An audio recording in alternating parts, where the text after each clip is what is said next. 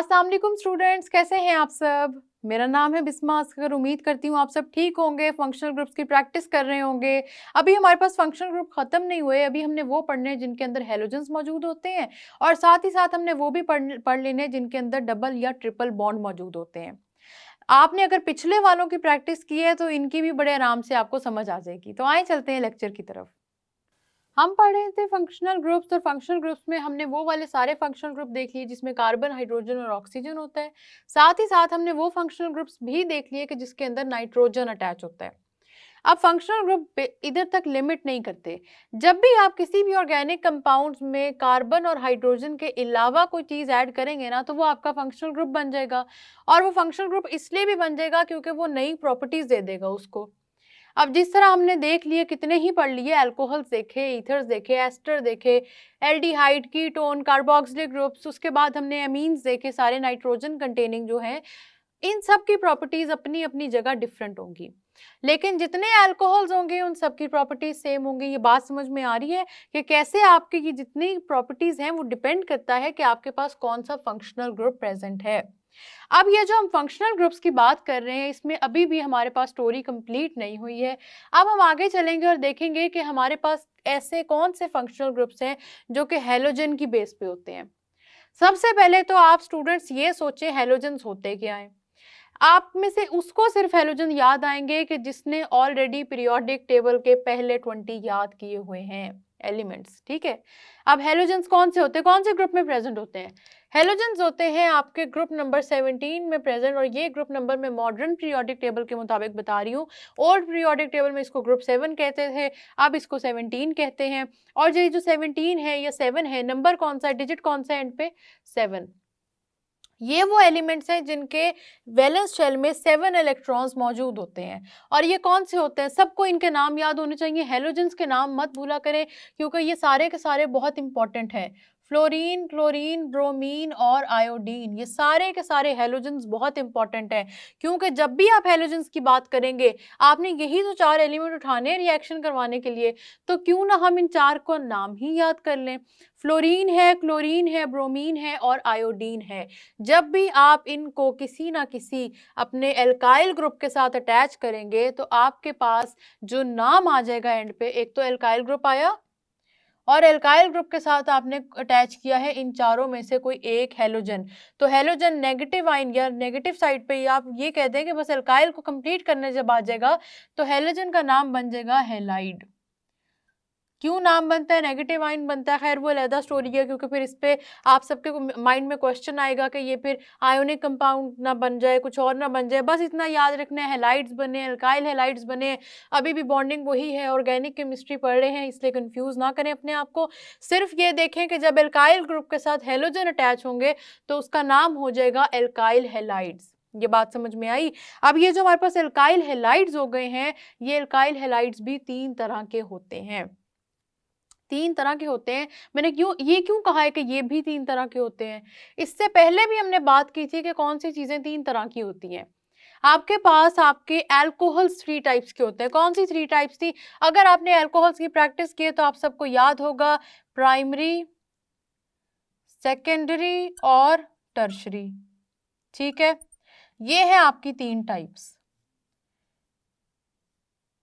Halogens की हम जब भी बात करते हैं, अगर हम जनरल फॉर्मूला लेंगे तो हम इन हेलोजेंस को एक्स से रिप्रेजेंट करेंगे, ठीक है। एक्स से हेलोजन को रिप्रेजेंट करते हैं, आर से एल्काइल को रिप्रेजेंट करते हैं, तो जो जनरल फॉर्मूला बन जाता है वो है आर एक्स, ठीक है। ये बात ये समझ में आ गई। एल्काइल, आर की जगह कोई भी एल्काइल ग्रुप होगा और एक्स की जगह कोई भी हेलोजन होगा। अब मैं कह रही हूँ कि इनकी भी 3 टाइप्स हैं, प्राइमरी, सेकेंडरी और टर्शरी। इन तीनों टाइप्स पे हम थोड़ी सी अब बात करेंगे। प्राइमरी, सेकेंडरी और टर्शरी की जो डेफिनेशंस हैं वो अभी भी चेंज नहीं हुई। आपके फंक्शनल ग्रुप से जो कार्बन अटैच है वो फर्दर कितने कार्बन के साथ अटैच है वो चीज़ इंपॉर्टेंस रखती है। अब आपके पास यहाँ पे फंक्शनल ग्रुप है आपका हेलोजन, साथ इसके एक कार्बन अटैच है। अगर ये कार्बन फर्दर सिर्फ एक और कार्बन के साथ अटैच है तो ये आपका प्राइमरी हेलोजन होगा, प्राइमरी एल्काइल हेलाइड होगा। नाम गौर से सुनने हैं। अगर आपका ये रहा हेलोजन, साथ आ गया इसका कार्बन, और ये कार्बन फर्दर दो मजीद कार्बन के साथ अटैच हो जाता है, तो ये अब आपका आ गया secondary alkyl halide. Alkyl halide उसी तरह रहेगा, बस आपने साथ प्राइमरी सेकेंडरी और टर्शियरी लगा देना है, ठीक है। हेलोजन के साथ मतलब फंक्शनल ग्रुप के साथ जो कार्बन अटैच है, अगर वो मजीद एक कार्बन के साथ है तो वो प्राइमरी है, अगर वो मजीद दो कार्बन के साथ है तो वो सेकेंडरी है, और इसी तरह टर्शियरी। आप सबको याद आ गया होगा कि ये रहा हेलोजन, ये कार्बन अगर ये फर्दर तीन कार्बन के साथ और अटैच है तो ये है टर्शरी हैलाइड। ये बात समझ में आ रही है। अब इनकी नेमिंग जब करते हैं ना, अब इस तरह का, क्योंकि जनरल फॉर्मूला सबको समझ आ जाता है, लेकिन जब इनकी नेमिंग वाली साइड पे जाते हैं तो सारे स्टूडेंट्स हो जाते हैं कंफ्यूज।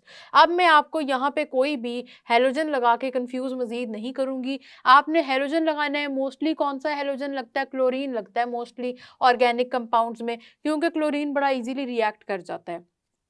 आप कोई भी लगाएं, एल्काइल हैलाइड्स की बात कर रहे हैं, आप कोई भी यहाँ पे हेलोजन लगा लें, लेकिन नेम किस बेस पे करना है वो जरा देख लें। आपके पास ये जो प्राइमरी एल्काइल हैलाइड है स्टूडेंट्स, इसमें आप देखें कि कार्बन एटम्स कितने हैं। कार्बन एटम्स आपके पास दो हैं। जब भी दो कार्बन एटम्स होंगे तो आपका कार्बन एटम के लिए जो हमने नॉमेनक्लेचर पढ़ी थी, नेमिंग पढ़ी थी, उसमें हमने क्या पढ़ा था? मैथ आएगा या एथ आएगा? एथ आएगा। तो ये जो प्राइमरी हैलाइड है इसका नाम हो जाएगा प्राइमरी इथाइल हैलाइड। ये बात समझ में आ रही है? अब इस हैलाइड की जगह आप जो मर्जी हैलोजन लगा दें, दैट डजंट मैटर। कोई भी हैलोजन लग सकता है यहाँ पे, कोई भी, फ्लोरीन लगा दें, क्लोरीन लगा दें, ब्रोमीन लगा दें या आयोडीन लगा दें, लेकिन क्योंकि कार्बन एटम्स दो हैं और जब भी दो कार्बन एटम्स होंगे हम हमेशा इथाइल एथ यूज करेंगे। एथ यूज कर रहे हैं क्योंकि दो कार्बन एटम्स है।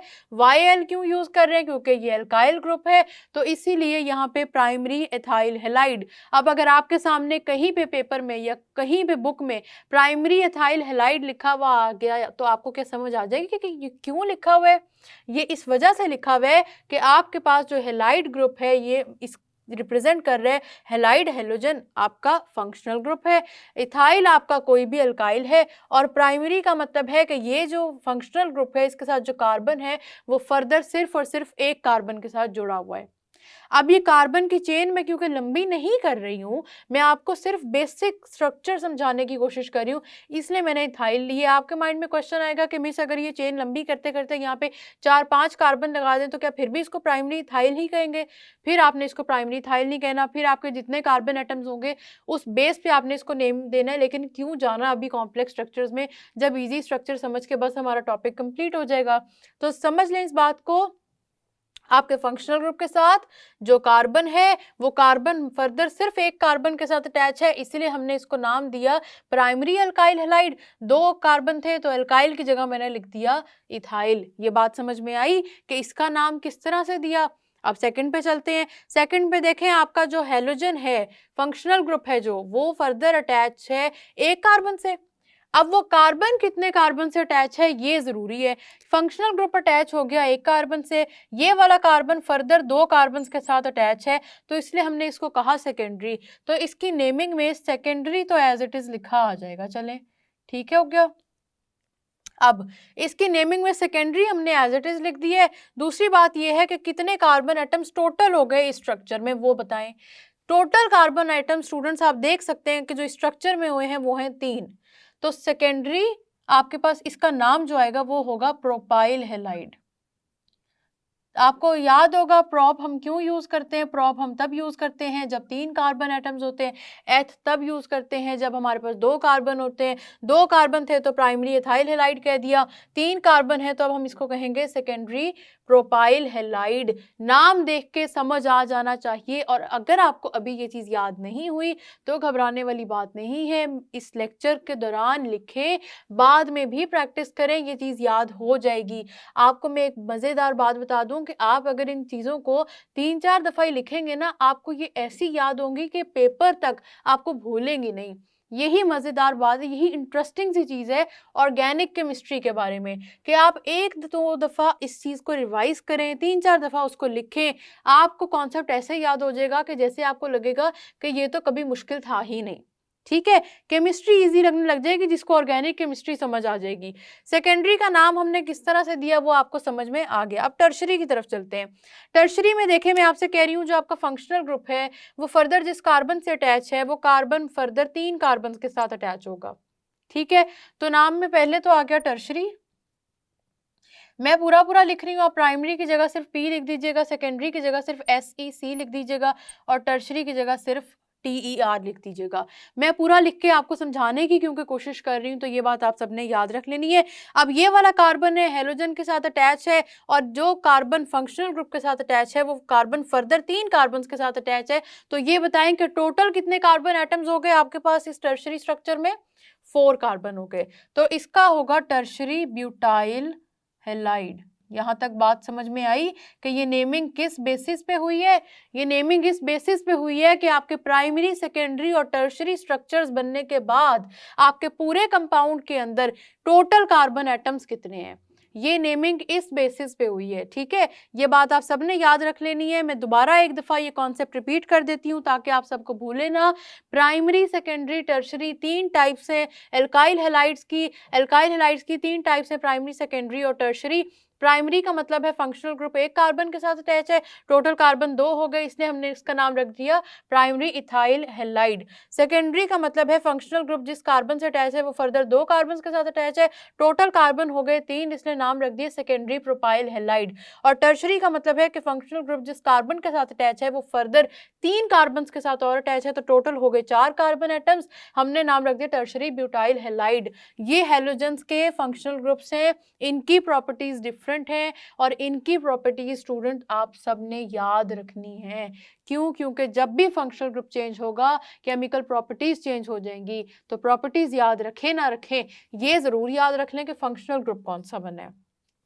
ये इंपॉर्टेंट चीज़ है, यही चीज़ हमने पेपर पॉइंट ऑफ व्यू से भी देखनी है, क्योंकि देखें फंक्शनल ग्रुप पे ज़्यादा टाइम तो इससे भी लगाना है कि ऑर्गेनिक केमिस्ट्री समझ आ जाए। समझ के जब चलेंगे ना, जब इस पॉइंट ऑफ व्यू से चलेंगे कि पेपर में हमने सिर्फ करना है, तो देखें कुछ चीज़ें मिस हो जाएंगी। आपके माइंड में सिर्फ ये रह जाएगा कि अच्छा ठीक है, लॉन्ग क्वेश्चन इस चैप्टर से आएगा, मैं इस चैप्टर को देख लेता हूँ, शॉर्ट इधर से आएगा, मैं उस चैप्टर को देख लेता हूँ। चीज़ें मिस हो जाएंगी और आपको एंड पे लगेगा केमिस्ट्री मुश्किल है। केमिस्ट्री को आसान बनाएं तो पेपर तो आपका बड़ा आराम से वैसे ही हो जाएगा। केमिस्ट्री को आसान बनाने का सबसे इजी तरीका यह है कि हर कॉन्सेप्ट को समझें, हर कॉन्सेप्ट की डिटेल को देखें और देखें कि क्या हर चीज़ आपको समझ में आ रही है। तब तक अगले टॉपिक पे मत जाएं जब तक आपको पिछली चीज़ समझ में ना आए। मैंने आपके लिए 2-3 दफ़ा चीज़ें रिपीट की हैं ताकि आपको भूलें ना, इन चीज़ों को अच्छी तरह से समझें, इन चीज़ों को देखें। और अब क्योंकि हमने फंक्शनल ग्रुप्स की बात कर रहे हैं जिसमें different types of atoms involved हैं, हैलाइड्स की बात कर ली, हैलोजेंस की बात कर ली, अब हम चलते हैं नेक्स्ट में जिसमें हमारे पास है डबल और ट्रिपल बॉन्ड। ये स्टूडेंट्स आप सबको थोड़ा सा याद होगा कि डबल बॉन्ड किसके दरमियान में बनते हैं। डबल बॉन्ड बनेगा carbon to carbon double bond और ट्रिपल बॉन्ड बनेगा carbon to carbon triple bond. अब आपके माइंड में क्वेश्चन आएगा कि मिस अभी तक तो हमने जितने भी कंपाउंड्स देखे थे उन सब में हमने ये देखा फंक्शनल ग्रुप्स में कि एटम्स की वजह से फंक्शनल ग्रुप बन रहे हैं, लेकिन अब आप कह रही हैं कि बॉन्ड्स की बेस पे हैं। तो जी हाँ स्टूडेंट्स, ऐसा भी होता है। फंक्शनल ग्रुप आपके डबल बॉन्ड आपका फंक्शनल ग्रुप है आपके इस स्ट्रक्चर में। ये बात समझ में आ रही है? इस स्ट्रक्चर को क्या कहते हैं, क्या नाम था इसका? एल्कीन्स। हम सब ने पढ़ा था। एल्कीन्स के अंदर फंक्शनल ग्रुप आपका ये डबल बॉन्ड है। ये डबल बॉन्ड देगा सारी की सारी प्रॉपर्टीज आपकी एल्कीन्स को। और एल्काइंस के अंदर जो फंक्शनल ग्रुप है वो आपका ट्रिपल बॉन्ड है। ये ट्रिपल बॉन्ड देगा इन सारे एल्काइंस को इनकी प्रॉपर्टीज। ये फर्क समझने की कोशिश करें कि आपके पास एल्कोहल में प्रॉपर्टीज आ रही हैं हाइड्रोक्सिल ग्रुप की वजह से जो है OH। एल्डिहाइड में प्रॉपर्टीज आ रही हैं आपके CHO की वजह से। कीटोन की प्रॉपर्टीज आ रही हैं C और डबल बॉन्ड O की वजह से। एस्टर में प्रॉपर्टीज आ रही हैं COO की वजह से। ईथर में आ रही हैं सिर्फ वो जो ऑक्सीजन मिडल में अटैच है उसकी वजह से। उसके बाद एमीन्स की तरफ आ जाए, एमीन्स में आपके पास जो प्रॉपर्टीज आ रही हैं वो नाइट्रोजन की वजह से हैं। हैलाइड्स में जितनी प्रॉपर्टीज हैं वो हैलोजेंस की वजह से हैं, लेकिन वो सब वो थे जिनमें एटम्स की इन्वॉल्वमेंट से प्रॉपर्टीज आई थी। डबल और ट्रिपल बॉन्ड वो हैं जिनके अंदर आपके पास बॉन्डिंग की वजह से प्रॉपर्टीज आ रही हैं। ये बात समझ में आई? तो फंक्शनल ग्रुप जरूरी नहीं कि आपके एटम या ग्रुप ऑफ एटम्स हो। फंक्शनल ग्रुप आपके बॉन्ड्स भी हो सकते हैं, और इसीलिए सिर्फ ये नहीं कि डबल और ट्रिपल बॉन्ड आपका ये फंक्शनल ग्रुप है, एल्केन्स में जो सिंगल बॉन्ड है वो भी फंक्शनल ग्रुप है। ये बात समझ में आई? फंक्शनल ग्रुप का मतलब क्या है, लिटरल मीनिंग क्या है, कि वो फंक्शनैलिटी प्रोवाइड करेगा उस पूरी क्लास को, एक स्पेसिफिक प्रॉपर्टी प्रोवाइड करेगा, एक स्पेसिफिक तरीका प्रोवाइड करेगा रिएक्ट करने का। तो रिएक्ट करने का जो यहाँ पे तरीका प्रोवाइड किया जा रहा है वो एल्कीन्स में डबल बॉन्ड करेंगे, एल्केन में सिंगल बॉन्ड करेगा और एल्काइन में ट्रिपल बॉन्ड करेगा। इनकी भी एग्जाम्पल्स देख लेते हैं। एल्कीन की सिंपल एग्जाम्पल यही है कि आप carbon to carbon double bond बनाएं और उसके बाद बॉन्डिंग पूरी करने के लिए हाइड्रोजन अटैच कर दें। इसका नाम है इथीन, और इस यहाँ पे इस नाम के वजह से आपने सिर्फ स्ट्रक्चर को याद रख लेना है, और इसमें ज़्यादा बातें नहीं। हाइड्रोकार्बन्स की वैसे तो बातें और हैं, अभी एल्केन, एल्कीन और एल्काइन की हमने डिटेल्स भी पढ़नी है, इसी वजह से मैं आपको यहाँ इतना कंफ्यूज नहीं करूँगी। लेकिन सिर्फ इतना याद रख लें कि बेसिक स्ट्रक्चर क्या है, हर चीज़ की बेसिक समझ आनी चाहिए आपको। जब एल्कीन की बात हो तो आपके माइंड में सबसे पहले आना चाहिए कि कौन सा ऐसा एल्कीन है जो बेसिक है, जो सबसे छोटा एल्कीन है, और वो है ये carbon to carbon double bond जिसमें 2 ही कार्बन इन्वॉल्व हैं, उसका नाम हो गया इथीन। अब बात करते हैं एल्काइंस की। एल्काइंस में carbon to carbon triple bond होते हैं, ये बेसिक स्ट्रक्चर है, इसका नाम होता है इथाइन। इसको एसिटाइलिन भी कहते हैं, ठीक है, एसिटाइलिन कह लें या इथाइलिन कह लें, इथाइन कह लें, इथाइन भी इसको कह सकते हैं। इसके नाम पे डिपेंड करते हुए इथाइन कहाँ से आएगा, इथाइन ये इसके नाम से आया एल्काइन से। तो ये है आपके बेसिक स्ट्रक्चर। अब जब हम हाइड्रोकार्बन पढ़ें और मैं बात करूं एल्केन की, तो सबसे पहला बेसिक एल्केन कौन सा आना चाहिए माइंड में, मीथेन, क्योंकि सबसे छोटा मीथेन है। फिर मैं अगर बात करूं एल्कीन्स की, तो सबसे बेसिक कौन सा आना चाहिए, ethene. And just like that अगर मैं बात करूं एल्काइंस की, तो इथाइन है वो सबसे बेसिक जो आपके माइंड में आना चाहिए। तो अब आपको समझ में आया कि फंक्शनल ग्रुप किस तरह बनते हैं, ऑर्गेनिक कंपाउंड्स की प्रॉपर्टीज कहाँ से आती हैं। अब अगर आपको एल्कोहल्स का पता चल गया है कि OH की तरफ से उसकी प्रॉपर्टीज हैं, तो मैं जितने मर्जी एल्कोहल्स दे दूं स्टूडेंट्स, ईजी बात यह है कि सबकी प्रॉपर्टीज सेम होंगी। यही जाके हमारी 12th की केमिस्ट्री ईजी हो जाएगी। क्यों? क्योंकि हर फंक्शनल ग्रुप की प्रॉपर्टीज बताई हुई हैं, लेकिन प्रॉपर्टीज तो होती ही सेम है। जब केमिकल रिएक्शन सेम होंगे, प्रॉपर्टीज सेम होंगी, तो मुश्किल चीज रह क्या जाएगी। मुश्किल आपको तभी होगी जब आपको ये समझ नहीं आएगी कि फंक्शनल ग्रुप्स कौन से प्रेजेंट है।